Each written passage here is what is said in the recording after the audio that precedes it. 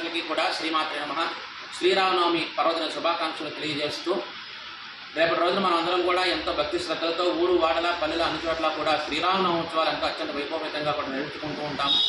అలాగే రేపటి రోజున వచ్చేటువంటి శ్రీరామనవమి హిందూ క్యాలెండర్ ప్రకారం మనం ఉదయం తిథినే శ్రీరామనవమిగా అన్ని పండుగలు కూడా జరుపుకుంటూ ఉంటాము.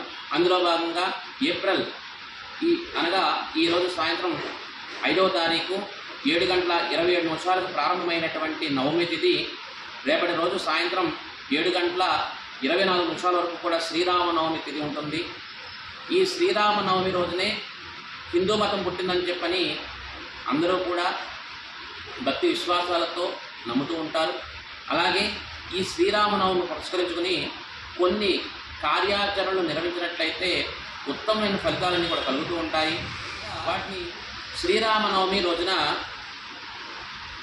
ఉదయం స్నానమాచరించిన తర్వాత బాలకాండ పారాయణం చేయడం మరియు 108 తులసీ దళాలను సేకరించి దానిపై శ్రీరామ శ్రీరామ అనేటువంటి నామాన్ని కూడా లిఖించి ఒక మాలగా కట్టి శ్రీరామచంద్రమూర్తికి అలంకరింపజేయడం వలన సత్ఫలితాలన్నింటినీ కూడా కలిగి మనకి కార్యయోగం కూడా కార్యసిద్ధి కూడా కలుగుతూ ఉంటుంది.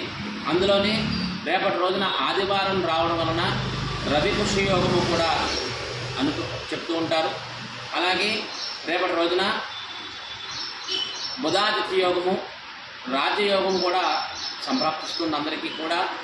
మరియు శ్రీరామనవమి రోజున మనకి కోరిన కోరికలన్నీ కూడా నెరవేరాలంటే శ్రీరామ కళ్యాణం జరిగే చోట ఎక్కడైనా సరే ఆ దేవాలయానికి వెళ్ళి దేవతామూర్తిని దర్శించుకోవడం, కళ్యాణ మహోత్సవాన్ని వీక్షించడం మరియు 1 కేజీ బెల్లమును పెసరపప్పుని కూడా దేవాలయానికి సమర్పించినట్లయితే మన కోరికలన్నీ కూడా ఆ శ్రీరామచంద్రమూర్తి తప్పనిసరిగా నెరవేరుస్తాడు.